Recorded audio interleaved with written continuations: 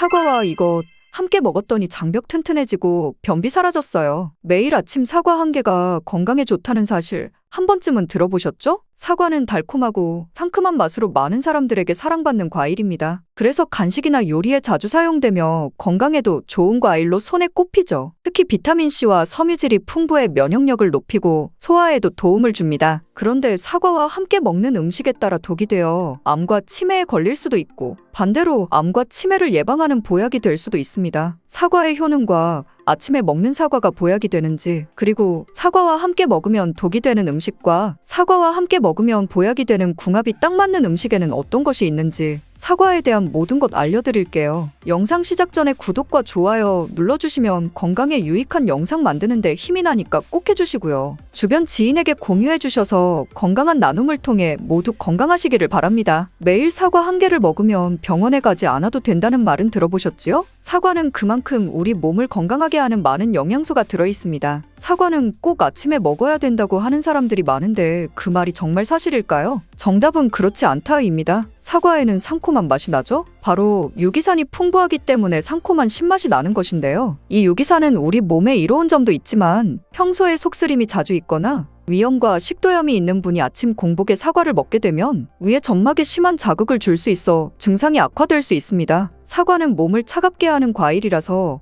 몸이 찬 분들은 사과를 드실 때 주의하셔야 합니다. 위염 같은 증상이 있는 분들이 공복에 사과를 드시면 사과가 소화가 되지 않고 설사를 하게 될 가능성이 높습니다. 평소에 아랫배가 차거나 손발이 차고 생리기간 중에 있는 여성분들도 사과를 드실 때는 주의하셔야 합니다. 이런 분이 사과를 드실 때에는 아침 공복보다는 아침 식후에 드시는 것이 좋고요. 사과를 보통 냉장고에 보관했다가 드시잖아요? 냉장고에서 꺼낸 사과를 바로 드시기보다는 미리 꺼내 사과의 온도를 실온으로 맞춰서 드시는 것이 좋습니다. 또한 사과를 익혀 드셔도 되는데요. 팬에 구워 드셔도 되고 전자레인지에 돌려서 익혀 드셔도 됩니다. 그렇다면 왜 아침에 먹는 사과가 보약이라고 했을까요? 건강하신 분들은 사과를 아침 공복에 드시면 더욱 좋은데요. 사과에는 펙틴이라는 식이섬유가 풍부해 장운동을 활발하게 하고 장내 노폐물을 배출하는 데 도움을 주어 하루를 건강하게 시작할 수 있습니다. 한 가지 꼭 기억하셔야 할 점은 사과를 껍질째 드셔야 한다는 것입니다. 실제 연구에서 사과의 껍질에는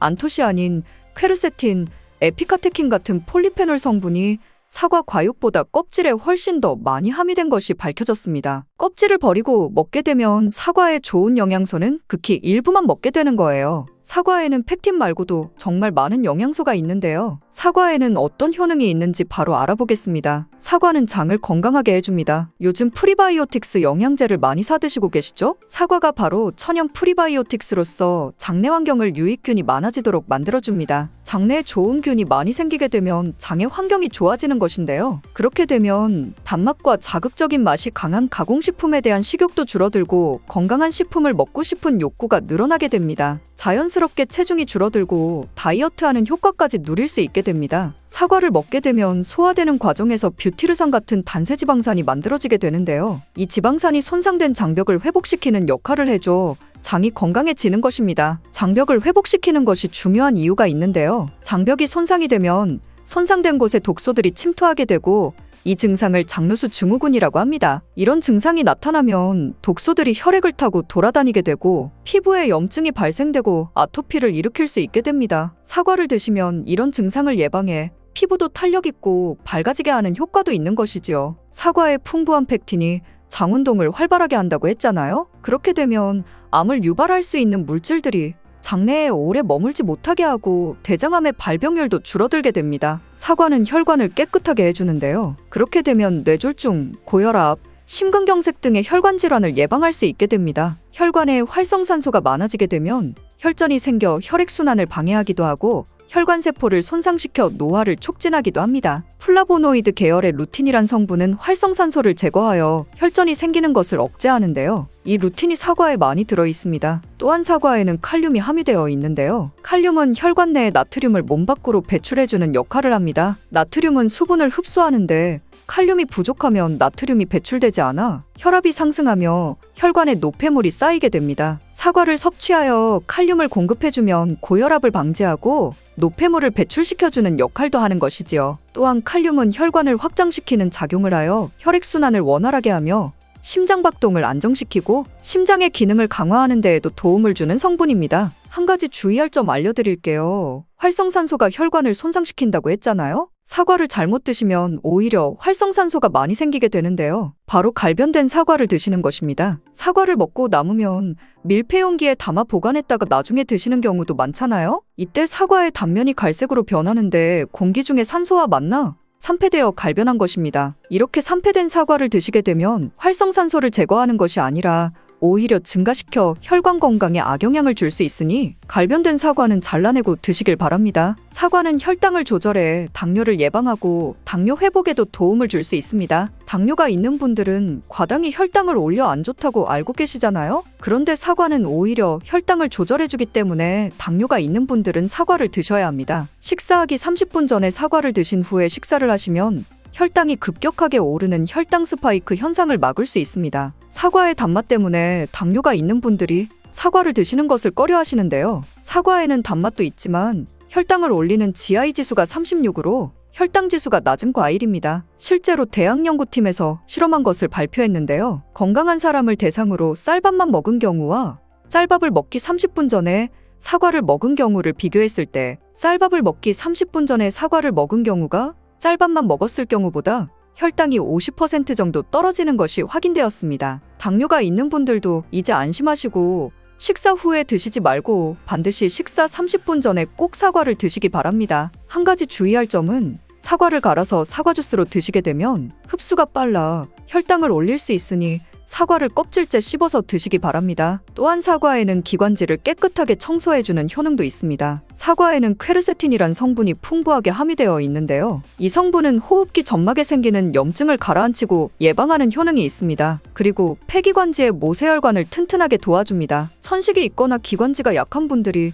미세먼지 때문에 기침이 많이 나고 목에 가래가 많이 생길 수 있는데요. 이런 분들이 사과를 꾸준히 드시면 호흡기가 부드러워져 불편함을 많이 해소할 수 있게 됩니다. 한 연구에서 매주 4개에서 5개의 사과를 먹는 가정의 자녀가 매주 1개 이하의 사과를 먹는 가정의 자녀보다 천식에 걸릴 확률이 50% 정도 낮았다고 발표한 적이 있습니다. 사과가 그만큼 천식과 호흡기 건강에 좋다는 것이 증명된 것이지요. 이렇게 좋은 사과도 함께 먹으면 절대 안 되는 음식이 있는데요. 바로 우유, 요거트, 치즈 등의 유제품입니다. 요즘 샐러드를 많이 드시면서 샐러드에 사과도 넣고 드레싱으로 요거트와 치즈를 부어서 드시는 경우도 많은데요. 유제품과 사과를 함께 드시면 사과의 비타민C가 우유에 부족한 영양성분을 보충해 주어 좋은 것으로 알고 계시지요? 이런 내용이 틀린 것은 아니지만 소화 기능이 약하신 어르신분들이나 위염, 식도염 같은 증상이 있는 분들이 이렇게 드시면 안 되는데요. 영상 초반에도 잠깐 말씀드렸듯이 이런 증상이 있는 분들이 유제품과 사과를 함께 드시면 더욱 증상이 악화됩니다. 그 이유는 사과의 유기산과 우유의 카제인 성분이 만나게 되면 엉기는 현상이 일어나 덩어리가 되고 윗속에 들어가면 위산과 만나 더 큰 덩어리가 되어 소화가 어려워집니다. 평소 소화가 잘 되고 건강한 사람이라면 문제가 없지만 그렇지 않은 분들은 만성 소화불량과 대장염을 일으킬 수도 있고 지속적으로 반복되면 대장암이 생길 수 있습니다. 장 건강이 중요한 이유는 장이 정신건강에까지 영향을 주기 때문인데요. 행복 호르몬이라고 불리는 세로토닌의 95%가 장에서 만들어지기 때문에 장이 건강해야 행복감이 올라갈 수 있기 때문입니다. 그리고 절대 드시면 안 되는 것이 바로 사과씨입니다. 사과 주스 만들어 드실 때 씨까지 갈아서 함께 드시는 경우도 종종 있는데요. 사과씨에는 아미그달린이라는 성분이 함유되어 있습니다. 이 성분은 독성을 가지고 있는데요. 이 아미그달린이 소화효소와 만나면 시아나수소로 분해가 됩니다. 시아나수소는 인체에 유해한 독성이 강한데요. 섭취하게 되면 두통, 어지러움, 구토, 복통 등의 증상이 나타날 수 있고 심한 경우에는 심장박동에도 영향을 주며 호흡곤란, 혼수 상태 등의 심각한 증상이 나타날 수도 있습니다. 건강한 성인은 사과 한 개에 들어있는 씨의 양에는 큰 영향이 없을 수 있지만 독성에 약한 나이가 많으신 어르신이나 어린아이들은 민감하게 반응할 수 있으니 주의하셔야 합니다. 사과는 유독 보여지는 것이 중요한 과일인데요. 흠집이 있거나 색상이 좋지 않으면 상품성이 떨어지는 것이 사실이지요. 그런데 윤기가 있거나 색상이 짙은 사과는 피하는 것이 좋겠습니다. 간혹 유동파라핀이라는 식품 첨가물을 사용해 코팅 처리한 사과일 수 있는데요. 이 유동파라핀을 섭취하게 되면 복통과 설사를 일으킬 수 있고 지용성 비타민의 흡수를 감소시킨다고 알려져 있습니다. 요즘엔 이런 일이 거의 없긴 하지만 혹시나 사과가 너무 윤기가 흐르거나 약간의 끈적임이 있다면 드시기 전에 깨끗하게 세척하고 드시거나 껍질을 벗기고 드시는 것이 안전하겠습니다. 사과와 함께 드시면 보약이 되는 음식도 있는데요. 바로 비트와 당근입니다. 건강음료로 유명한 ABC 주스를 아시나요? 바로 사과와 비트, 당근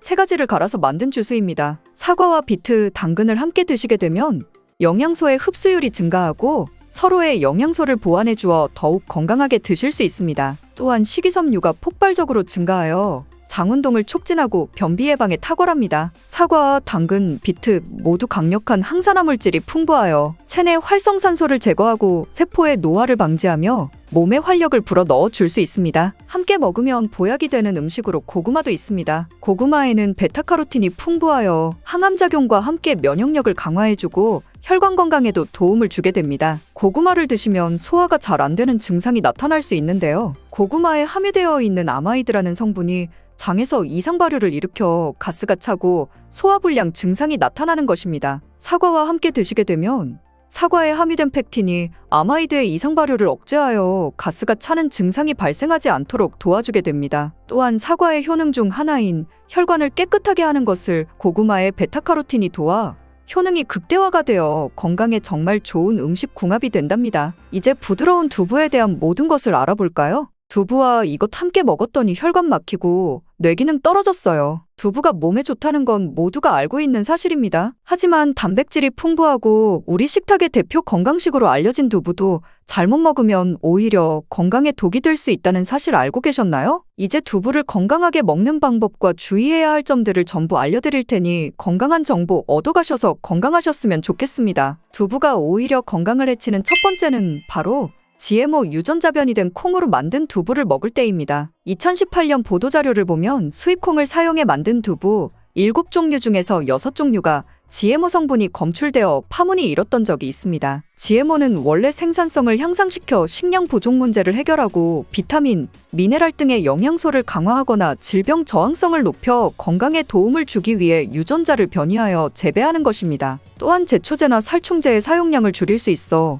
환경오염도 줄일 수 있는 장점이 있습니다. 하지만 이렇게 재배된 것을 섭취했을 때 건강에 대한 안정성 문제와 생태계 파괴 등의 논란은 끊이지 않고 있습니다. 우리나라에서는 GMO 재배를 법으로 금지하고 있으며 많은 나라들이 GMO의 수입과 생산을 규제하고 있습니다. GMO 식품을 꾸준히 섭취할 경우 건강에 문제가 생길 수 있는데요. 2년 동안 실험쥐 200마리에게 GMO 옥수수를 먹인 실험 결과 20%의 쥐에서 종양이 발생했고 종양의 크기도 컸는데요. 종양의 크기가 탁구공만큼 크게 자란 쥐도 발견되었는데 쥐 전체 몸무게의 4분의 1에 해당하는 무게였다고 합니다. GMO 표기가 의무이기 때문에 GMO 표기가 없는 식품을 사 먹으면 되지만 문제는 식품을 몇 차례 가공 과정을 거쳐 GMO의 DNA나 단백질이 남아있지 않은 식품은 GMO 표기를 하지 않아도 된다는 규정이 있기 때문에 소비자로서는 불안할 수밖에 없는데요. 따라서 두부를 구매하실 때 원료가 수입산이 아닌 국내산 콩으로 만든 두부를 사드시길 바랍니다. 우리나라는 GMO 재배 자체가 금지기 때문에 국내에서 재배된 식품은 안심하고 드셔도 됩니다. 두부가 건강을 해치는 두 번째는 바로 유부를 드시는 것입니다. 유부는 두부를 기름에 튀겨서 만드는데요. 유부를 먹는 방법에는 대표적으로 유부초밥이 있지만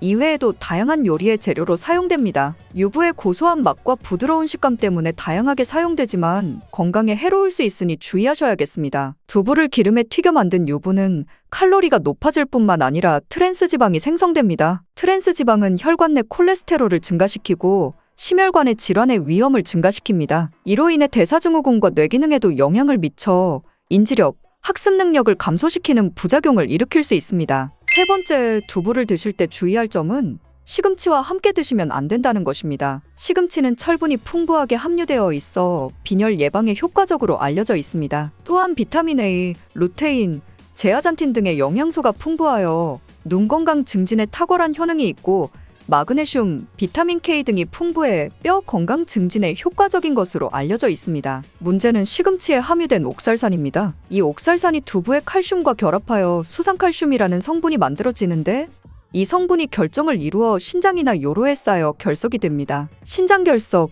요로 결석이 되어 극심한 통증을 유발한다는 것입니다. 시금치를 드실 때는 두부와 같이 칼슘이 많은 음식을 피하시고 별도로 섭취하시길 바랍니다. 네 번째, 두부를 드실 때 오히려 해가 되는 경우는 갑상선이 약하신 분들입니다. 두부에는 사포닌이란 성분이 함유되어 있는데 사포닌을 많이 섭취하게 되면 요오드가 몸 밖으로 과도하게 배출될 수 있습니다. 요오드는 갑상선 호르몬의 합성과 조절을 돕는 아주 중요한 성분인데요. 요오드가 부족하게 되면 갑상선 호르몬인 티록신의 생성이 부족하게 되어 갑상선의 기능을 제대로 하지 못하는 상황이 발생할 수 있습니다. 이렇게 되면 갑상선 저하증이 생길 수 있고 무기력해지고 피로가 회복이 잘 안 되며 우울증, 부종, 집중력 저하 등의 다양한 증상을 야기할 수 있습니다. 갑상선에 문제가 없는 분이라면 두부를 많이 드셔도 문제가 되지 않지만 이미 갑상선이 약하신 분들에게는 안 좋은 영향을 줄 수 있는 것입니다. 그렇다면 두부는 어떻게 드셔야 두부의 효능을 최대한 높일 수 있는지 알려드리겠습니다. 두부는 기본적으로 단백질이 풍부한데 이뿐 아니라 리놀렌산, 레시틴, 피토스테롤 등의 성분이 풍부해 몸 안의 콜레스테롤 수치를 낮춰주고 혈액순환을 원활하게 하여 동맥경화, 심근경색, 뇌출혈 등의 심혈관 질환을 예방할 수 있습니다. 두부는 체력과 근력을 유지하는 데 큰 도움을 주는데요. 바로 두부의 풍부한 단백질 때문이지요. 근육은 매일 일정량이 새로운 근육으로 대체되기 때문에 매일 단백질을 공급해줘야 하는데요. 우리 몸에 단백질을 공급해주기 위해 정말 유용한 음식이 두부인 것이지요. 또한 두부에는 콜린이 풍부한데 콜린은 알츠하이머성 치매를 예방하는데 탁월한 효능을 발휘하게 됩니다. 두부는 또한 탈모 예방에도 도움이 되는데요. 머리카락의 원료인 단백질을 보충하는 데 도움이 될 뿐만 아니라 이소플라본이 풍부해 남성 호르몬을 조절해줍니다. 따라서 호르몬성 탈모 예방에 도움을 줄 수 있는 것입니다. 또한 두부는 건강하게 장수하는 데 도움이 되는데요. 많은 과학자들의 연구 결과 건강하게 장수한 사람들의 특징이 식물성 단백질을 꾸준히 섭취했다는 사실을 발견했고 동물성 단백질을 식물성 단백질로 바꿔 섭취했을 때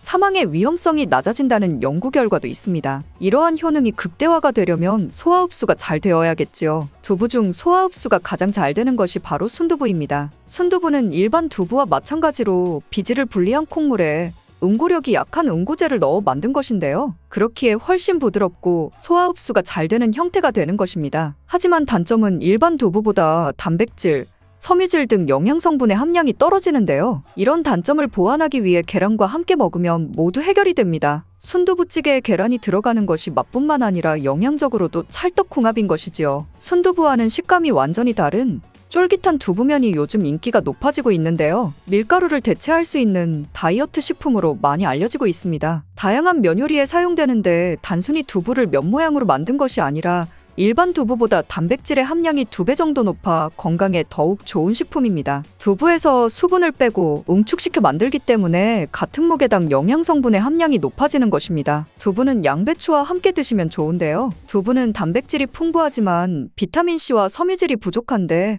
양배추와 함께 드시면 모든 영양소를 골고루 섭취할 수 있게 되는 것입니다. 또 귀리를 넣은 잡곡밥과 함께 드시면 좋은데요. 귀리에 풍부하게 함유된 식이섬유와 베타글루칸과 두부의 단백질, 칼슘을 충분히 섭취할 수 있는 것입니다. 두부는 그리고 미역과 김, 다시마와 같은 해조류와 함께 드시면 좋은데요. 이런 해조류와 함께 드시게 되면 두부의 단백질을 흡수하는 데 극대화가 되고 두부의 사포닌으로 인한 요오드 배출을 해조류의 풍부한 요오드 성분이 상쇄시켜 줄 수 있는 것입니다. 두부와 함께 먹으면 좋은 음식으로는 토마토가 있습니다. 토마토에는 라이코펜이라는 강력한 항산화 성분이 함유되어 있어 세포의 노화를 방지하고 활성산소를 제거하여 혈관을 건강하게 보호하며 암을 예방하는 효능도 있습니다. 두부와 토마토 그리고 계란까지 함께 살짝 볶아 드신다면 풍부한 영양성분을 섭취할 뿐 아니라 암 예방과 체중 감량에도 좋고 피부 미용에도 탁월한 효능을 누릴 수 있습니다. 건강에 좋다고 하는 검은콩에 대해 얼마나 알고 계신가요? 검은콩 드실 때 제발 이렇게 드세요. 그래야 내장 지방 싹 녹아내리고 치매를 예방할 수 있어요. 검은콩이 건강에 좋다는 사실 모두 알고 있을 텐데요. 특히 내장 지방을 없애 뱃살을 빼는데 좋다고 알고 계실 거예요. 또한 검은콩은 혈관에 쌓이는 콜레스테롤 수치도 낮춰주는 효과가 있다고 하는데요. 그래서 볶아서도 먹고 밥에 넣어서도 많이 드시지 않나요? 그런데 정작 우리의 뱃살은 빠지지 않고 콜레스테롤 수치도 낮아지지 않는데요. 그건 먹는 방법에 문제가 있기 때문이에요. 물론 검은콩은 몸에 좋은 역할을 하는 효능이 많이 있지만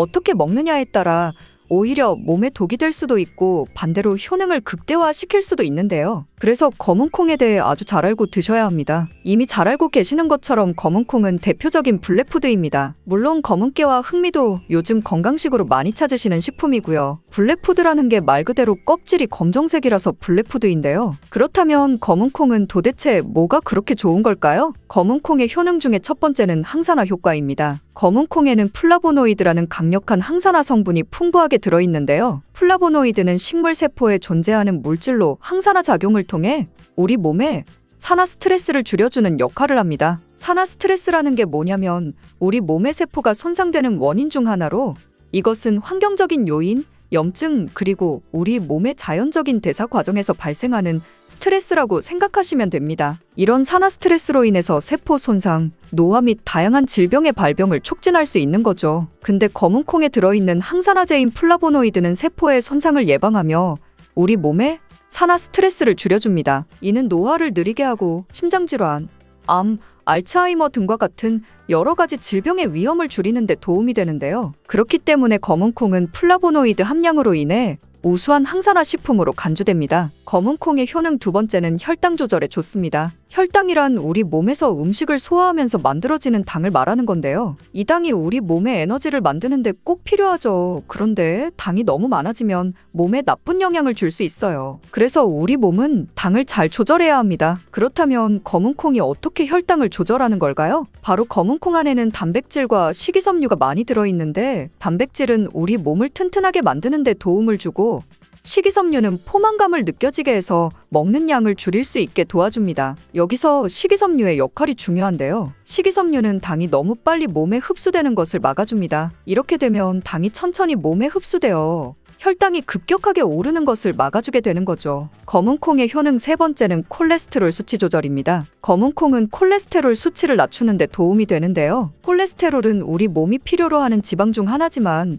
이게 너무 많으면 혈관을 막아 심근경색이나 뇌혈관 질환을 일으키는 원인이 되는 거죠. 근데 검은콩에 들어있는 식이섬유는 우리 몸에서 콜레스테롤을 흡수하는 것을 줄여주는 역할을 합니다. 그 중에서 특히 검은콩에 들어있는 용해성 식이섬유는 콜레스테롤과 결합하여 그것을 체외로 배출하는 데 도움을 주는데요. 그것 말고도 검은콩에는 불포화 지방산이라는 건강한 지방도 풍부하게 들어있습니다. 이 불포화 지방산은 나쁜 콜레스테롤인 LDL 콜레스테롤을 줄이고 좋은 콜레스테롤인 HDL 콜레스테롤을 늘려주는 역할을 합니다. 이렇게 해서 심장 건강을 유지하는 데 도움을 주게 되는 거예요. 검은콩의 효능 네 번째는 눈 건강에 좋습니다. 검은콩에는 눈 건강에 도움이 되는 여러 가지 영양소가 들어있는데요. 그 중에서도 루테인과 제아잔틴은 눈 건강에 특히 중요한 역할을 합니다. 루테인과 제아잔틴은 우리 눈의 황반 부분에 많이 있는 영양소인데 이 황반은 우리가 선명하게 볼 수 있게 해주는 중요한 부분입니다. 루테인과 제아잔틴은 이 황반을 보호해주고 눈을 밝은 빛으로부터 보호하는 역할을 하게 되는 거죠. 특히 루테인과 제아잔틴은 황반변성이라는 눈 질환을 예방하는 데 도움을 주는데요. 황반변성은 우리가 나이를 먹으면서 발생할 수 있는 눈의 질환으로 시력을 잃게 만드는 주요 원인 중 하나입니다. 검은콩의 효능 다섯 번째는 뼈를 튼튼하게 해줍니다. 검은콩은 뼈 건강에 도움이 되는 여러 가지 영양소를 함유하고 있는데요. 그 중에서도 칼슘과 마그네슘이 뼈 건강에 특히 중요한 역할을 합니다. 먼저 칼슘은 우리 뼈와 이를 지탱하는 치아를 만드는 주요 성분입니다. 또한 우리 몸의 다른 중요한 기능들, 예를 들어 심장 박동과 신경 전달에도 필요한 물질입니다. 이런 중요한 칼슘이 검은콩에는 풍부하게 들어있어서 꾸준히 섭취하면 뼈를 튼튼하게 해주는데 탁월한 식품이라고 할 수 있는 거죠. 그리고 마그네슘도 뼈 건강에 중요한 역할을 하는 미네랄인데요. 마그네슘은 칼슘이 우리 뼈에 제대로 흡수되는 것을 도와줍니다. 또한 마그네슘은 뼈의 구조를 유지하는 데 필요하며 뼈를 강하게 만드는 데 도움을 줍니다. 검은콩의 효능 여섯 번째는 피부 노화를 막아주는 효능이 있습니다. 검은콩에 들어있는 비타민이, 아미노산, 그리고 항산화 성분이 피부 건강에 특히 중요한 역할을 합니다. 먼저 비타민 E는 피부를 보호하는 데 중요한 역할을 합니다. 비타민 E가 피부의 수분을 유지하는 데 도움을 주는데요. 추가로 비타민 E는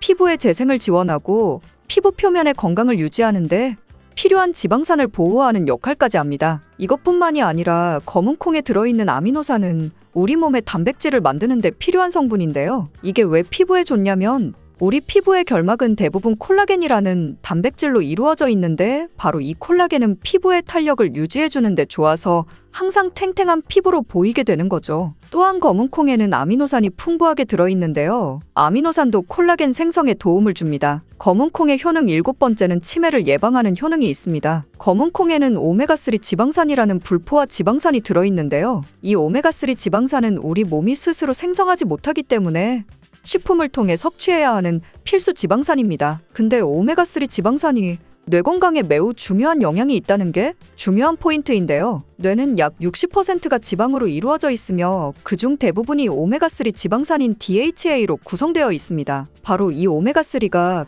뇌세포의 막을 구성하며 신경전달 물질의 생성과 기능에 관여하여 학습 능력과 기억력을 향상시키는 데 도움을 줍니다. 또한 오메가3 지방산은 뇌의 염증을 줄이고 뇌세포를 보호하는 역할도 하는데요. 이것은 뇌의 노화를 지연시키고 뇌질환을 예방하는 데 도움을 주게 되는 거죠. 결국 오메가3 지방산은 치매 같은 뇌질환의 위험을 감소시키는데 효과적이라고 할 수 있습니다. 검은콩의 효능 8번째는 탈모 예방에 탁월합니다. 검은콩에는 모발에 영양분을 주는 비타민 B가 풍부하고 모발의 성장에 필수 성분인 시스테인이 가득한데요. 이 성분들이 혈액순환에도 도움을 줘서 탈모도 예방이 되고 새치가 생기는 것도 막아주는 모발 건강에 정말 좋은 성분이라고 할 수 있습니다. 정말 검은콩 효능 어마어마하지 않나요? 그러니까 나이가 들수록 꼭 드셔야 하는 음식이라고 생각하시고 드셔야겠죠? 근데 이런 어마어마하게 몸에 좋은 검은콩도 드실 때 주의해야 할 점이 있는데요. 아무리 좋다고 해도 과다 섭취는 안 되는 거 아시죠? 검은콩에는 피틴산이라는 성분이 들어있는데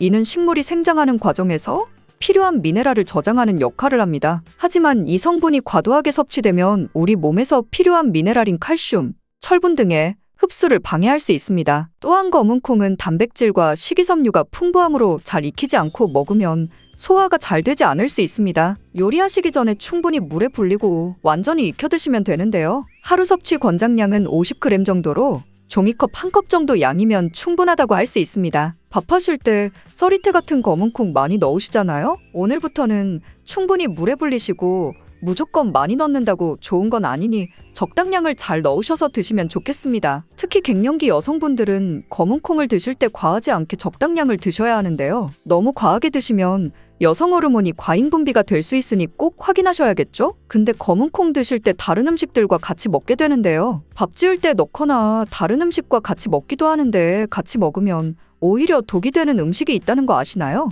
검은콩과 함께 먹으면 독이 되는 음식 첫 번째는 우유입니다. 어떤 분들은 우유에 콩을 넣어서 갈아서 드시는 분들이 있는데요. 이게 오히려 몸에 안 좋은 영향을 미칠 수가 있는 거죠. 왜냐면 검은콩과 우유를 동시에 섭취하면 피틴산과 칼슘 사이의 상호작용이 발생할 수 있는데요. 검은콩에는 피틴산이라는 성분이 들어있는데 피틴산은 식물이 생장하는 과정에서 필요한 미네랄을 저장하는 역할을 합니다. 이 성분은 우리 몸에서 필요한 미네랄인 칼슘, 철분 등의 흡수를 방해할 수 있습니다. 반대로 우유는 칼슘의 주요한 공급원이고 우리 몸에서는 칼슘이 뼈와 이를 구성하며 신경 및 근육 기능, 혈액 응고 등에 꼭 필요한 성분이죠. 근데 피틴산이 풍부한 검은콩과 칼슘이 풍부한 우유를 같이 먹으면 피틴산이 칼슘의 흡수를 방해하여 우유의 영양소가 제대로 흡수되지 않을 수 있습니다. 이로 인해 칼슘 부족 상태가 발생할 수 있으니 따로 먹는 걸 추천드리는 거예요. 검은콩과 함께 먹으면 독이 되는 음식 두 번째는 토마토입니다. 왜냐면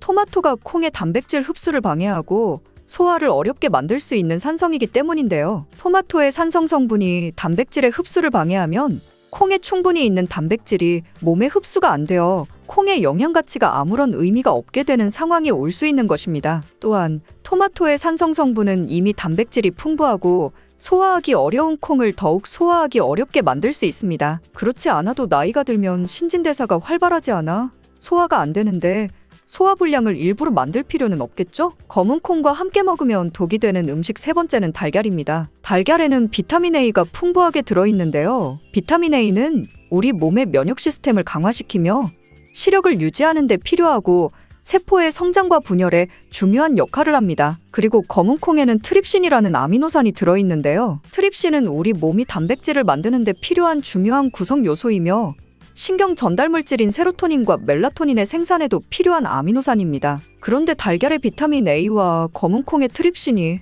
함께 섭취되면 어떻게 될까요? 둘 사이에 화학적 상호작용이 발생하여 소화 과정에 영향을 미칠 수 있는데요. 이 상호작용은 단백질의 소화를 방해하거나 비타민 A의 흡수를 저해하게 되는 거죠. 또한 트립신은 소화 효소의 활동을 저해하는 특성이 있습니다. 따라서 트립신이 풍부한 검은콩과 비타민 A가 풍부한 달걀을 함께 섭취하면 좋은 영양소를 흡수하지 못하는 결과를 가져올 수 있습니다. 앞으로는 무심코 검은콩과 같이 먹을 때 독이 되는 음식은 같이 안 드셨으면 좋겠습니다. 그렇다면 같이 먹을 때 궁합이 정말 잘 맞는 음식도 있지 않을까요? 정말 찰떡궁합인 음식들도 있습니다. 검은콩과 궁합이 정말 잘 맞는 음식 첫 번째는 흰쌀밥입니다. 이미 다들 밥에 검은콩 넣어서 드시잖아요. 밥하고 검은콩은 그만큼 궁합이 잘 맞는다고 알고 계신 거죠. 검은콩에 들어있는 식이섬유는 소화 과정에서 천천히 분해되고 흡수되어 장기간 동안 포만감을 유지시키는 데 도움이 되는데요. 밥과 함께 섭취하면 이런 효과가 더욱 증가를 하게 돼서 다이어트에도 효과적이라고 할 수 있습니다. 또한 검은콩에는 저항성 전분이라는 성분이 들어있는데 이 성분은 혈당 수치의 급격한 상승을 막아주는데요. 흰쌀밥에는 탄수화물이 많아서 혈당 수치가 급격히 상승할 수 있지만 검은콩과 함께 섭취하면 당 수치를 완화시키는 데 도움이 되는 거죠. 이처럼 검은콩과 흰쌀밥을 같이 먹으면 충분한 영양소 섭취, 포만감, 혈당 조절, 이렇게 일석삼조의 효과를 누릴 수 있으니 정말 찰떡궁합인 것입니다. 검은콩과 궁합이 정말 잘 맞는 음식 두 번째는 당근입니다. 당근에는 비타민, 미네랄, 식이섬유 등 다양한 영양소를 함유하고 있는데요. 특히 루테인이 풍부한 당근은 강력한 항산화 효과와 눈 건강을 유지하는 데 좋은 재료입니다. 검은콩과 루테인이 풍부한 당근을 함께 섭취하면 콩의 단백질이 당근의 영양소 흡수를 돕는 동시에 당근의 루테인이 콩의 영양소 흡수를 돕습니다. 서로 소화도 잘 되고 영양소 흡수도 잘 되게 도와주는 음식인 거죠. 당근 말고도 시금치와 같은 채소도 같은 역할을 하니 식사하실 때 당근이 들어간 음식이나 시금치 나물 같은 음식들과 같이 드시면 효과가 300% 날 거라고 생각합니다. 검은콩과 궁합이 정말 잘 맞는 음식 세 번째는 닭고기입니다. 검은콩은 식물성 단백질의 좋은 원천이라고 잘 알고 있을 거예요. 근데 식물성 단백질은 동물성 단백질에 비해 필수 아미노산의 비율이 적은데요. 필수 아미노산은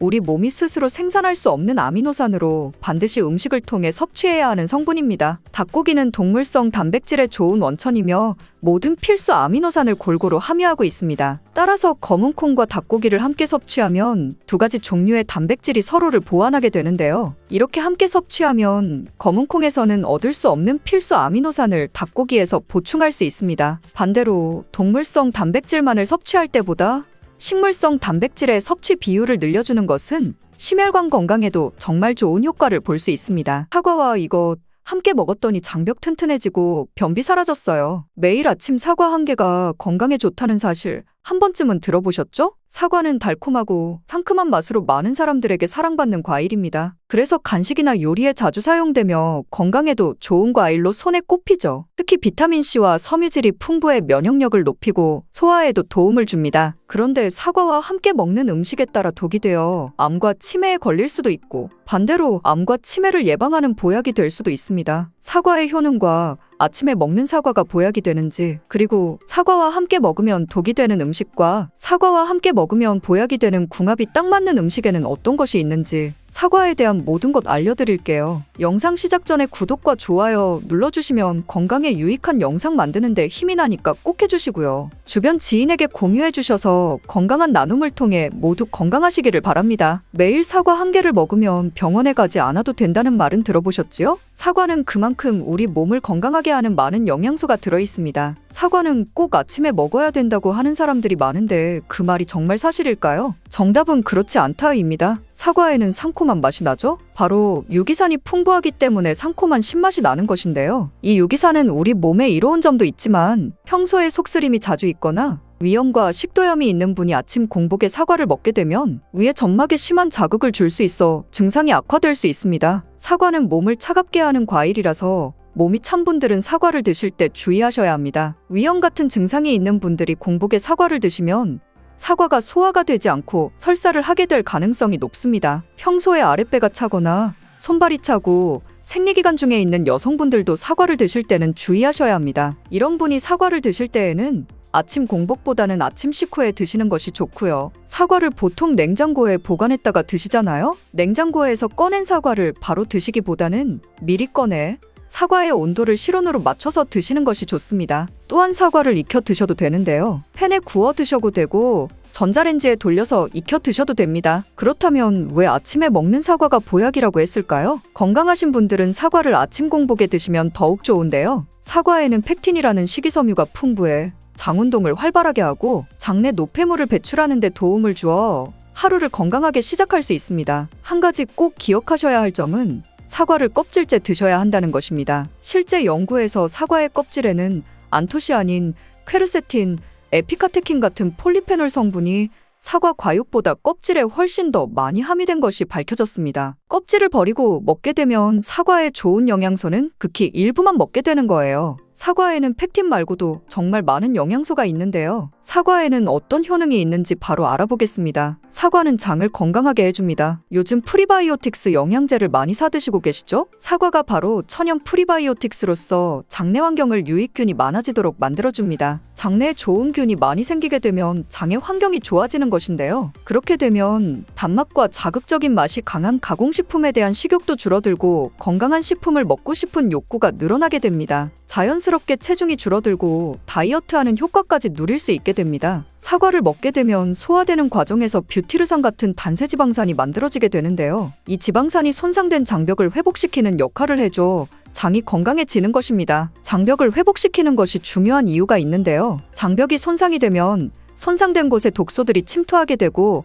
이 증상을 장누수 증후군이라고 합니다. 이런 증상이 나타나면 독소들이 혈액을 타고 돌아다니게 되고 피부에 염증이 발생되고 아토피를 일으킬 수 있게 됩니다. 사과를 드시면 이런 증상을 예방해 피부도 탄력 있고 밝아지게 하는 효과도 있는 것이지요. 사과의 풍부한 펙틴이 장운동을 활발하게 한다고 했잖아요. 그렇게 되면 암을 유발할 수 있는 물질들이 장내에 오래 머물지 못하게 하고 대장암의 발병률도 줄어들게 됩니다. 사과는 혈관을 깨끗하게 해주는데요. 그렇게 되면 뇌졸중, 고혈압, 심근경색 등의 혈관 질환을 예방할 수 있게 됩니다. 혈관에 활성산소가 많아지게 되면 혈전이 생겨 혈액순환을 방해하기도 하고 혈관세포를 손상시켜 노화를 촉진하기도 합니다. 플라보노이드 계열의 루틴이란 성분은 활성산소를 제거하여 혈전이 생기는 것을 억제하는데요. 이 루틴이 사과에 많이 들어있습니다. 또한 사과에는 칼륨이 함유되어 있는데요. 칼륨은 혈관 내의 나트륨을 몸 밖으로 배출해주는 역할을 합니다. 나트륨은 수분을 흡수하는데 칼륨이 부족하면 나트륨이 배출되지 않아 혈압이 상승하며 혈관에 노폐물이 쌓이게 됩니다. 사과를 섭취하여 칼륨을 공급해주면 고혈압을 방지하고 노폐물을 배출시켜주는 역할도 하는 것이지요. 또한 칼륨은 혈관을 확장시키는 작용을 하여 혈액순환을 원활하게 하며 심장박동을 안정시키고 심장의 기능을 강화하는 데에도 도움을 주는 성분입니다. 한 가지 주의할 점 알려드릴게요. 활성산소가 혈관을 손상시킨다고 했잖아요? 사과를 잘못 드시면 오히려 활성산소가 많이 생기게 되는데요. 바로 갈변된 사과를 드시는 것입니다. 사과를 먹고 남으면 밀폐 용기에 담아 보관했다가 나중에 드시는 경우도 많잖아요? 이때 사과의 단면이 갈색으로 변하는데 공기 중에 산소와 만나 산패되어 갈변한 것입니다. 이렇게 산패된 사과를 드시게 되면 활성산소를 제거하는 것이 아니라 오히려 증가시켜 혈관 건강에 악영향을 줄 수 있으니 갈변된 사과는 잘라내고 드시길 바랍니다. 사과는 혈당을 조절해 당뇨를 예방하고 당뇨 회복에도 도움을 줄 수 있습니다. 당뇨가 있는 분들은 과당이 혈당을 올려 안 좋다고 알고 계시잖아요? 그런데 사과는 오히려 혈당을 조절해주기 때문에 당뇨가 있는 분들은 사과를 드셔야 합니다. 식사하기 30분 전에 사과를 드신 후에 식사를 하시면 혈당이 급격하게 오르는 혈당 스파이크 현상을 막을 수 있습니다. 사과의 단맛 때문에 당뇨가 있는 분들이 사과를 드시는 것을 꺼려 하시는데요. 사과에는 단맛도 있지만 혈당을 올리는 GI 지수가 36으로 혈당 지수가 낮은 과일입니다. 실제로 대학연구팀에서 실험한 것을 발표했는데요. 건강한 사람을 대상으로 쌀밥만 먹은 경우와 쌀밥을 먹기 30분 전에 사과를 먹은 경우를 비교했을 때 쌀밥을 먹기 30분 전에 사과를 먹은 경우가 쌀밥만 먹었을 경우보다 혈당이 50% 정도 떨어지는 것이 확인되었습니다. 당뇨가 있는 분들도 이제 안심하시고 식사 후에 드시지 말고 반드시 식사 30분 전에 꼭 사과를 드시기 바랍니다. 한 가지 주의할 점은 사과를 갈아서 사과 주스로 드시게 되면 흡수가 빨라 혈당을 올릴 수 있으니 사과를 껍질째 씹어서 드시기 바랍니다. 또한 사과에는 기관지를 깨끗하게 청소해주는 효능도 있습니다. 사과에는 퀘르세틴이란 성분이 풍부하게 함유되어 있는데요. 이 성분은 호흡기 점막에 생기는 염증을 가라앉히고 예방하는 효능이 있습니다. 그리고 폐기관지의 모세혈관을 튼튼하게 도와줍니다. 천식이 있거나 기관지가 약한 분들이 미세먼지 때문에 기침이 많이 나고 목에 가래가 많이 생길 수 있는데요. 이런 분들이 사과를 꾸준히 드시면 호흡기가 부드러워져 불편함을 많이 해소할 수 있게 됩니다. 한 연구에서 매주 4개에서 5개의 사과를 먹는 가정의 자녀가 매주 1개 이하의 사과를 먹는 가정의 자녀보다 천식에 걸릴 확률이 50% 정도 낮았다고 발표한 적이 있습니다. 사과가 그만큼 천식과 호흡기 건강에 좋다는 것이 증명된 것이지요. 이렇게 좋은 사과도 함께 먹으면 절대 안 되는 음식이 있는데요. 바로 우유, 요거트, 치즈 등의 유제품입니다. 요즘 샐러드를 많이 드시면서 샐러드에 사과도 넣고 드레싱으로 요거트와 치즈를 부어서 드시는 경우도 많은데요. 유제품과 사과를 함께 드시면 사과의 비타민C가 우유에 부족한 영양성분을 보충해 주어 좋은 것으로 알고 계시지요? 이런 내용이 틀린 것은 아니지만 소화 기능이 약하신 어르신분들이나 위염, 식도염 같은 증상이 있는 분들이 이렇게 드시면 안 되는데요. 영상 초반에도 잠깐 말씀드렸듯이 이런 증상이 있는 분들이 유제품과 사과를 함께 드시면 더욱 증상이 악화됩니다. 그 이유는 사과의 유기산과 우유의 카제인 성분이 만나게 되면 엉기는 현상이 일어나 덩어리가 되고 윗속에 들어가면 위산과 만나 더 큰 덩어리가 되어 소화가 어려워집니다. 평소 소화가 잘 되고 건강한 사람이라면 문제가 없지만 그렇지 않은 분들은 만성 소화불량과 대장염을 일으킬 수도 있고 지속적으로 반복되면 대장암이 생길 수 있습니다. 장 건강이 중요한 이유는 장이 정신건강에까지 영향을 주기 때문인데요. 행복 호르몬이라고 불리는 세로토닌의 95%가 장에서 만들어지기 때문에 장이 건강해야 행복감이 올라갈 수 있기 때문입니다. 그리고 절대 드시면 안 되는 것이 바로 사과씨입니다. 사과 주스 만들어 드실 때 씨까지 갈아서 함께 드시는 경우도 종종 있는데요. 사과씨에는 아미그달린이라는 성분이 함유되어 있습니다. 이 성분은 독성을 가지고 있는데요. 이 아미그달린이 소화효소와 만나면 시아나수소로 분해가 됩니다. 시아나수소는 인체에 유해한 독성이 강한데요. 섭취하게 되면 두통, 어지러움, 구토, 복통 등의 증상이 나타날 수 있고 심한 경우에는 심장박동에도 영향을 주며 호흡곤란, 혼수상태 등의 심각한 증상이 나타날 수도 있습니다. 건강한 성인은 사과 한 개에 들어있는 씨의 양에는 큰 영향이 없을 수 있지만 독성에 약한 나이가 많으신 어르신이나 어린아이들은 민감하게 반응할 수 있으니 주의하셔야 합니다. 사과는 유독 보여지는 것이 중요한 과일인데요. 흠집이 있거나 색상이 좋지 않으면 상품성이 떨어지는 것이 사실이지요. 그런데 윤기가 있거나 색상이 짙은 사과는 피하는 것이 좋겠습니다. 간혹 유동파라핀이라는 식품 첨가물을 사용해 코팅 처리한 사과일 수 있는데요. 이 유동파라핀을 섭취하게 되면 복통과 설사를 일으킬 수 있고 지용성 비타민의 흡수를 감소시킨다고 알려져 있습니다. 요즘엔 이런 일이 거의 없긴 하지만 혹시나 사과가 너무 윤기가 흐르거나 약간의 끈적임이 있다면 드시기 전에 깨끗하게 세척하고 드시거나 껍질을 벗기고 드시는 것이 안전하겠습니다. 사과와 함께 드시면 보약이 되는 음식도 있는데요. 바로 비트와 당근입니다. 건강음료로 유명한 ABC 주스를 아시나요? 바로 사과와 비트, 당근 세 가지를 갈아서 만든 주스입니다. 사과와 비트, 당근을 함께 드시게 되면 영양소의 흡수율이 증가하고 서로의 영양소를 보완해 주어 더욱 건강하게 드실 수 있습니다. 또한 식이섬유가 폭발적으로 증가하여 장운동을 촉진하고 변비 예방에 탁월합니다. 사과, 당근, 비트 모두 강력한 항산화 물질이 풍부하여 체내 활성산소를 제거하고 세포의 노화를 방지하며 몸에 활력을 불어 넣어 줄 수 있습니다. 함께 먹으면 보약이 되는 음식으로 고구마도 있습니다. 고구마에는 베타카로틴이 풍부하여 항암작용과 함께 면역력을 강화해주고 혈관 건강에도 도움을 주게 됩니다. 고구마를 드시면 소화가 잘 안 되는 증상이 나타날 수 있는데요. 고구마에 함유되어 있는 아마이드라는 성분이 장에서 이상 발효를 일으켜 가스가 차고 소화불량 증상이 나타나는 것입니다. 사과와 함께 드시게 되면 사과에 함유된 펙틴이 아마이드의 이상 발효를 억제하여 가스가 차는 증상이 발생하지 않도록 도와주게 됩니다. 또한 사과의 효능 중 하나인 혈관을 깨끗하게 하는 것을 고구마의 베타카로틴이 도와 효능이 극대화가 되어 건강에 정말 좋은 음식 궁합이 된답니다. 이제 부드러운 두부에 대한 모든 것을 알아볼까요? 두부와 이것 함께 먹었더니 혈관 막히고 뇌기능 떨어졌어요. 두부가 몸에 좋다는 건 모두가 알고 있는 사실입니다. 하지만 단백질이 풍부하고 우리 식탁의 대표 건강식으로 알려진 두부도 잘못 먹으면 오히려 건강에 독이 될 수 있다는 사실 알고 계셨나요? 이제 두부를 건강하게 먹는 방법과 주의해야 할 점들을 전부 알려드릴 테니 건강한 정보 얻어가셔서 건강하셨으면 좋겠습니다. 두부가 오히려 건강을 해치는 첫 번째는 바로 GMO 유전자변이 된 콩으로 만든 두부를 먹을 때입니다. 2018년 보도자료를 보면 수입콩을 사용해 만든 두부 7종류 중에서 6종류가 GMO 성분이 검출되어 파문이 일었던 적이 있습니다. GMO는 원래 생산성을 향상시켜 식량 부족 문제를 해결하고 비타민, 미네랄 등의 영양소를 강화하거나 질병 저항성을 높여 건강에 도움을 주기 위해 유전자를 변이하여 재배하는 것입니다. 또한 제초제나 살충제의 사용량을 줄일 수 있어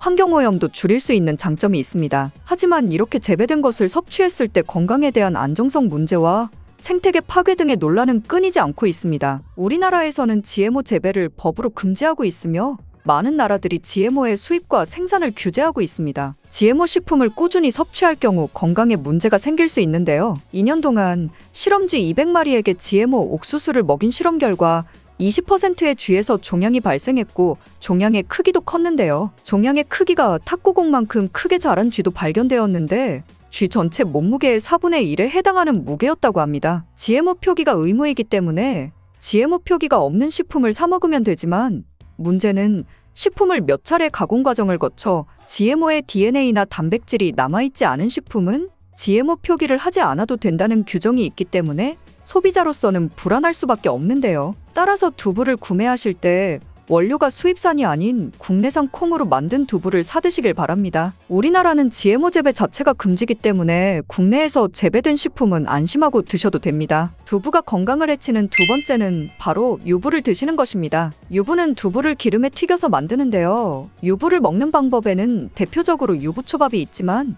이외에도 다양한 요리의 재료로 사용됩니다. 유부의 고소한 맛과 부드러운 식감 때문에 다양하게 사용되지만 건강에 해로울 수 있으니 주의하셔야겠습니다. 두부를 기름에 튀겨 만든 유부는 칼로리가 높아질 뿐만 아니라 트랜스 지방이 생성됩니다. 트랜스 지방은 혈관 내 콜레스테롤을 증가시키고 심혈관의 질환의 위험을 증가시킵니다. 이로 인해 대사증후군과 뇌기능에도 영향을 미쳐 인지력, 학습 능력을 감소시키는 부작용을 일으킬 수 있습니다. 세 번째, 두부를 드실 때 주의할 점은 시금치와 함께 드시면 안 된다는 것입니다. 시금치는 철분이 풍부하게 함유되어 있어 빈혈 예방에 효과적으로 알려져 있습니다. 또한 비타민 A, 루테인, 제아잔틴 등의 영양소가 풍부하여 눈 건강 증진에 탁월한 효능이 있고 마그네슘, 비타민 K 등이 풍부해 뼈 건강 증진에 효과적인 것으로 알려져 있습니다. 문제는 시금치에 함유된 옥살산입니다. 이 옥살산이 두부의 칼슘과 결합하여 수산칼슘이라는 성분이 만들어지는데 이 성분이 결정을 이루어 신장이나 요로에 쌓여 결석이 됩니다. 신장결석,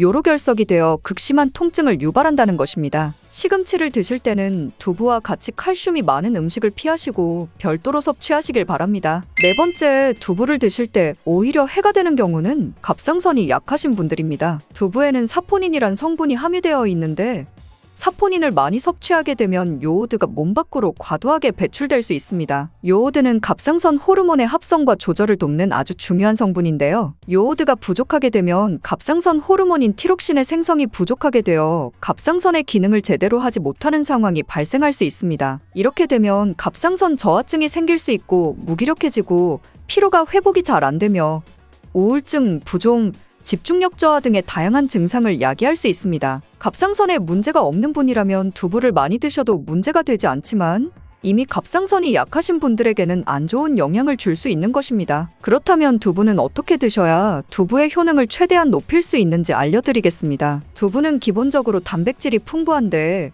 이뿐 아니라 리놀렌산, 레시틴, 피토스테롤 등의 성분이 풍부해 몸 안의 콜레스테롤 수치를 낮춰주고 혈액순환을 원활하게 하여 동맥경화, 심근경색, 뇌출혈 등의 심혈관 질환을 예방할 수 있습니다. 두부는 체력과 근력을 유지하는 데 큰 도움을 주는데요. 바로 두부의 풍부한 단백질 때문이지요. 근육은 매일 일정량이 새로운 근육으로 대체되기 때문에 매일 단백질을 공급해줘야 하는데요. 우리 몸에 단백질을 공급해주기 위해 정말 유용한 음식이 두부인 것이지요. 또한 두부에는 콜린이 풍부한데 콜린은 알츠하이머성 치매를 예방하는데 탁월한 효능을 발휘하게 됩니다. 두부는 또한 탈모 예방에도 도움이 되는데요. 머리카락의 원료인 단백질을 보충하는 데 도움이 될 뿐만 아니라 이소플라본이 풍부해 남성 호르몬을 조절해줍니다. 따라서 호르몬성 탈모 예방에 도움을 줄 수 있는 것입니다. 또한 두부는 건강하게 장수하는 데 도움이 되는데요. 많은 과학자들의 연구 결과 건강하게 장수한 사람들의 특징이 식물성 단백질을 꾸준히 섭취했다는 사실을 발견했고, 동물성 단백질을 식물성 단백질로 바꿔 섭취했을 때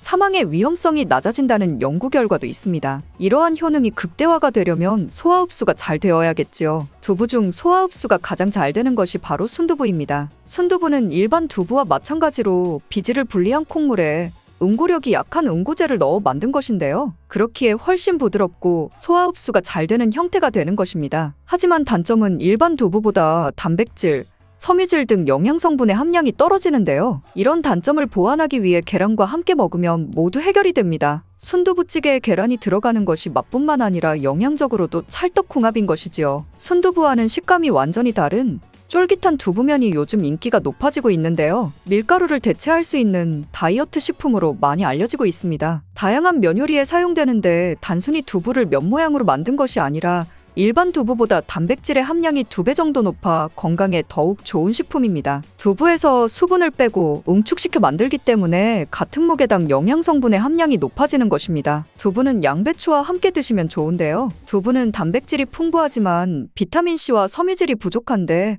양배추와 함께 드시면 모든 영양소를 골고루 섭취할 수 있게 되는 것입니다. 또 귀리를 넣은 잡곡밥과 함께 드시면 좋은데요. 귀리에 풍부하게 함유된 식이섬유와 베타글루칸과 두부의 단백질, 칼슘을 충분히 섭취할 수 있는 것입니다. 두부는 그리고 미역과 김, 다시마와 같은 해조류와 함께 드시면 좋은데요. 이런 해조류와 함께 드시게 되면 두부의 단백질을 흡수하는 데 극대화가 되고, 두부의 사포닌으로 인한 요오드 배출을 해조류의 풍부한 요오드 성분이 상쇄시켜 줄 수 있는 것입니다. 두부와 함께 먹으면 좋은 음식으로는 토마토가 있습니다. 토마토에는 라이코펜이라는 강력한 항산화 성분이 함유되어 있어 세포의 노화를 방지하고 활성산소를 제거하여 혈관을 건강하게 보호하며 암을 예방하는 효능도 있습니다. 두부와 토마토 그리고 계란까지 함께 살짝 볶아 드신다면 풍부한 영양 성분을 섭취할 뿐 아니라 암 예방과 체중 감량에도 좋고 피부 미용에도 탁월한 효능을 누릴 수 있습니다. 건강에 좋다고 하는 검은콩에 대해 얼마나 알고 계신가요? 검은콩 드실 때 제발 이렇게 드세요. 그래야 내장 지방 싹 녹아내리고 치매를 예방할 수 있어요. 검은콩이 건강에 좋다는 사실 모두 알고 있을 텐데요. 특히 내장 지방을 없애 뱃살을 빼는데 좋다고 알고 계실 거예요. 또한 검은콩은 혈관에 쌓이는 콜레스테롤 수치도 낮춰주는 효과가 있다고 하는데요. 그래서 볶아서도 먹고 밥에 넣어서도 많이 드시지 않나요? 그런데 정작 우리의 뱃살은 빠지지 않고 콜레스테롤 수치도 낮아지지 않는데요. 그건 먹는 방법에 문제가 있기 때문이에요. 물론 검은콩은 몸에 좋은 역할을 하는 효능이 많이 있지만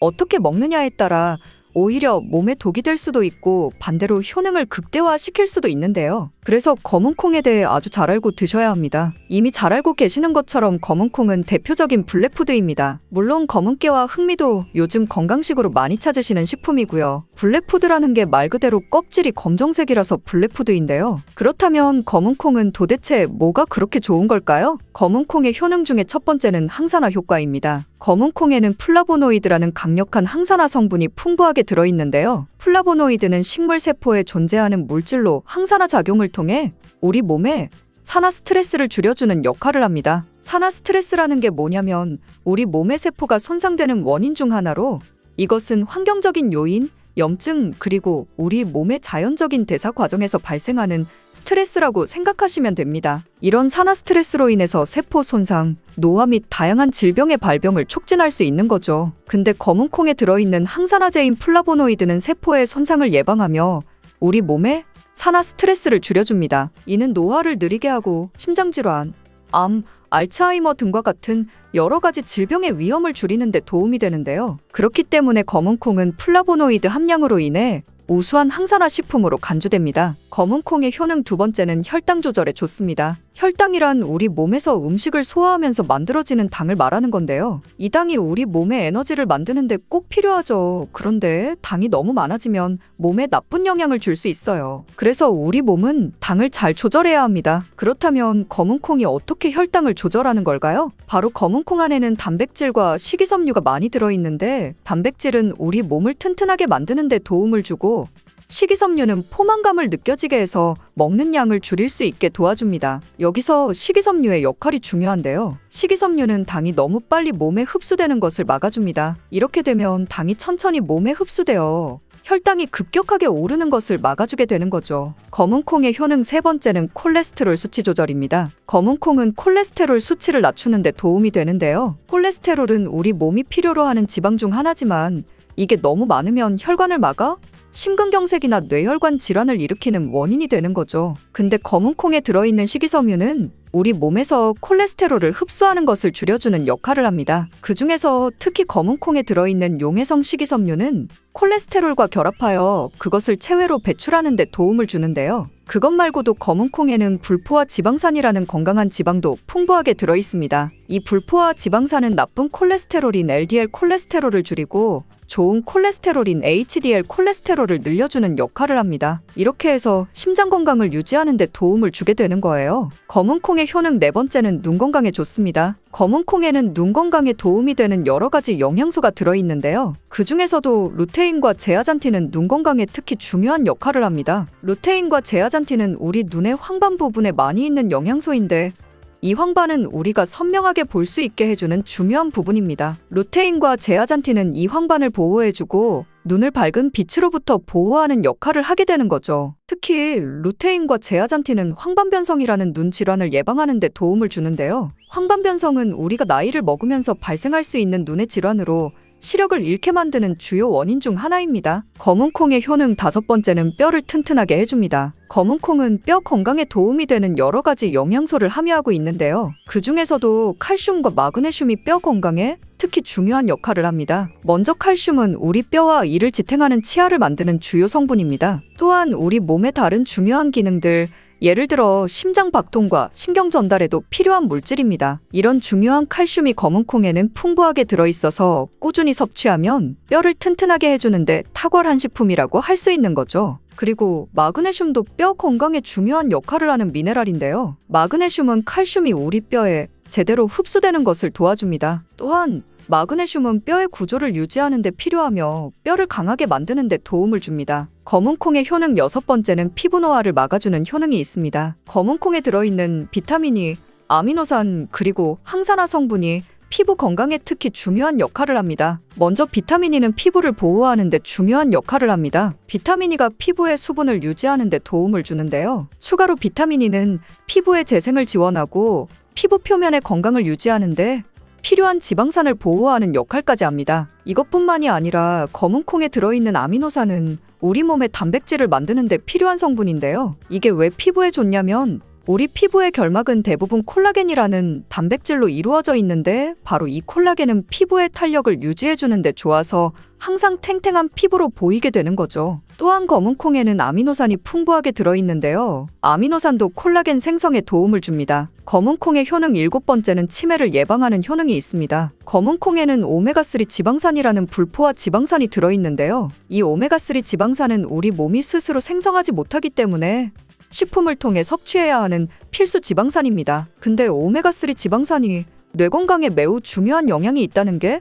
중요한 포인트인데요. 뇌는 약 60%가 지방으로 이루어져 있으며 그중 대부분이 오메가3 지방산인 DHA로 구성되어 있습니다. 바로 이 오메가3가 뇌세포의 막을 구성하며 신경전달 물질의 생성과 기능에 관여하여 학습 능력과 기억력을 향상시키는 데 도움을 줍니다. 또한 오메가3 지방산은 뇌의 염증을 줄이고 뇌세포를 보호하는 역할도 하는데요. 이것은 뇌의 노화를 지연시키고 뇌질환을 예방하는 데 도움을 주게 되는 거죠. 결국 오메가3 지방산은 치매 같은 뇌질환의 위험을 감소시키는데 효과적이라고 할 수 있습니다. 검은 콩의 효능 여덟 번째는 탈모 예방에 탁월합니다. 검은 콩에는 모발에 영양분을 주는 비타민 B가 풍부하고 모발의 성장에 필수 성분인 시스테인이 가득한데요. 이 성분들이 혈액순환에도 도움을 줘서 탈모도 예방이 되고 새치가 생기는 것도 막아주는 모발 건강에 정말 좋은 성분이라고 할 수 있습니다. 정말 검은콩 효능 어마어마하지 않나요? 그러니까 나이가 들수록 꼭 드셔야 하는 음식이라고 생각하시고 드셔야겠죠? 근데 이런 어마어마하게 몸에 좋은 검은콩도 드실 때 주의해야 할 점이 있는데요. 아무리 좋다고 해도 과다 섭취는 안 되는 거 아시죠? 검은콩에는 피틴산이라는 성분이 들어있는데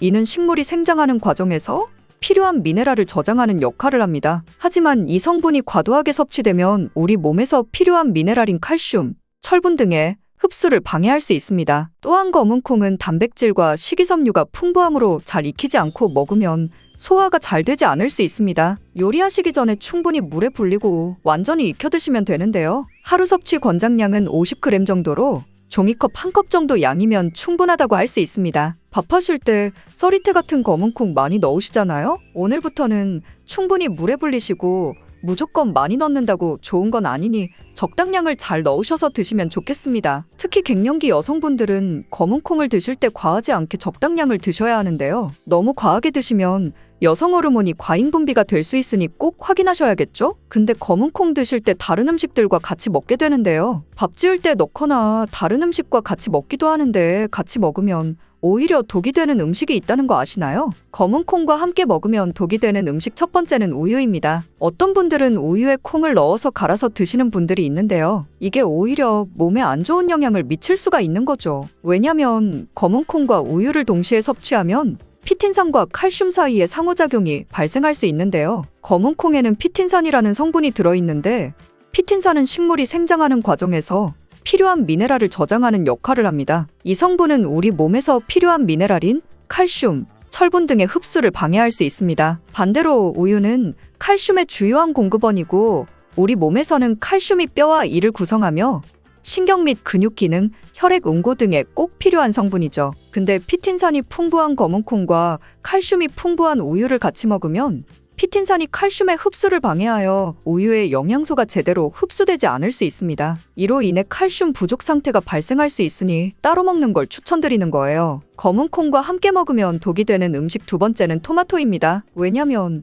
토마토가 콩의 단백질 흡수를 방해하고 소화를 어렵게 만들 수 있는 산성이기 때문인데요. 토마토의 산성 성분이 단백질의 흡수를 방해하면 콩에 충분히 있는 단백질이 몸에 흡수가 안 되어 콩의 영양 가치가 아무런 의미가 없게 되는 상황이 올 수 있는 것입니다. 또한 토마토의 산성 성분은 이미 단백질이 풍부하고 소화하기 어려운 콩을 더욱 소화하기 어렵게 만들 수 있습니다. 그렇지 않아도 나이가 들면 신진대사가 활발하지 않아 소화가 안 되는데 소화불량을 일부러 만들 필요는 없겠죠? 검은콩과 함께 먹으면 독이 되는 음식 세 번째는 달걀입니다. 달걀에는 비타민 A가 풍부하게 들어있는데요. 비타민 A는 우리 몸의 면역 시스템을 강화시키며 시력을 유지하는 데 필요하고 세포의 성장과 분열에 중요한 역할을 합니다. 그리고 검은콩에는 트립신이라는 아미노산이 들어있는데요. 트립신은 우리 몸이 단백질을 만드는 데 필요한 중요한 구성 요소이며 신경 전달 물질인 세로토닌과 멜라토닌의 생산에도 필요한 아미노산입니다. 그런데 달걀의 비타민 A와 검은콩의 트립신이 함께 섭취되면 어떻게 될까요? 둘 사이에 화학적 상호작용이 발생하여 소화 과정에 영향을 미칠 수 있는데요. 이 상호작용은 단백질의 소화를 방해하거나 비타민 A의 흡수를 저해하게 되는 거죠. 또한 트립신은 소화 효소의 활동을 저해하는 특성이 있습니다. 따라서 트립신이 풍부한 검은콩과 비타민 A가 풍부한 달걀을 함께 섭취하면 좋은 영양소를 흡수하지 못하는 결과를 가져올 수 있습니다. 앞으로는 무심코 검은콩과 같이 먹을 때 독이 되는 음식은 같이 안 드셨으면 좋겠습니다. 그렇다면 같이 먹을 때 궁합이 정말 잘 맞는 음식도 있지 않을까요? 정말 찰떡궁합인 음식들도 있습니다. 검은콩과 궁합이 정말 잘 맞는 음식 첫 번째는 흰쌀밥입니다. 이미 다들 밥에 검은콩 넣어서 드시잖아요. 밥하고 검은콩은 그만큼 궁합이 잘 맞는다고 알고 계신 거죠. 검은콩에 들어있는 식이섬유는 소화 과정에서 천천히 분해되고 흡수되어 장기간 동안 포만감을 유지시키는 데 도움이 되는데요. 밥과 함께 섭취하면 이런 효과가 더욱 증가를 하게 돼서 다이어트에도 효과적이라고 할 수 있습니다. 또한 검은콩에는 저항성 전분이라는 성분이 들어있는데 이 성분은 혈당 수치의 급격한 상승을 막아주는데요. 흰쌀밥에는 탄수화물이 많아서 혈당 수치가 급격히 상승할 수 있지만 검은콩과 함께 섭취하면 당 수치를 완화시키는 데 도움이 되는 거죠. 이처럼 검은콩과 흰쌀밥을 같이 먹으면 충분한 영양소 섭취, 포만감, 혈당 조절, 이렇게 일석삼조의 효과를 누릴 수 있으니 정말 찰떡궁합인 것입니다. 검은 콩과 궁합이 정말 잘 맞는 음식 두 번째는 당근입니다. 당근에는 비타민, 미네랄, 식이섬유 등 다양한 영양소를 함유하고 있는데요. 특히 루테인이 풍부한 당근은 강력한 항산화 효과와 눈 건강을 유지하는 데 좋은 재료입니다. 검은 콩과 루테인이 풍부한 당근을 함께 섭취하면 콩의 단백질이 당근의 영양소 흡수를 돕는 동시에 당근의 루테인이 콩의 영양소 흡수를 돕습니다. 서로 소화도 잘 되고 영양소 흡수도 잘 되게 도와주는 음식인 거죠. 당근 말고도 시금치와 같은 채소도 같은 역할을 하니 식사하실 때 당근이 들어간 음식이나 시금치 나물 같은 음식들과 같이 드시면 효과가 300% 날 거라고 생각합니다. 검은 콩과 궁합이 정말 잘 맞는 음식 세 번째는 닭고기입니다. 검은 콩은 식물성 단백질의 좋은 원천이라고 잘 알고 있을 거예요. 근데 식물성 단백질은 동물성 단백질에 비해 필수 아미노산의 비율이 적은데요. 필수 아미노산은 우리 몸이 스스로 생산할 수 없는 아미노산으로 반드시 음식을 통해 섭취해야 하는 성분입니다. 닭고기는 동물성 단백질의 좋은 원천이며 모든 필수 아미노산을 골고루 함유하고 있습니다. 따라서 검은 콩과 닭고기를 함께 섭취하면 두 가지 종류의 단백질이 서로를 보완하게 되는데요. 이렇게 함께 섭취하면 검은 콩에서는 얻을 수 없는 필수 아미노산을 닭고기에서 보충할 수 있습니다. 반대로 동물성 단백질만을 섭취할 때보다 식물성 단백질의 섭취 비율을 늘려주는 것은 심혈관 건강에도 정말 좋은 효과를 볼 수 있습니다.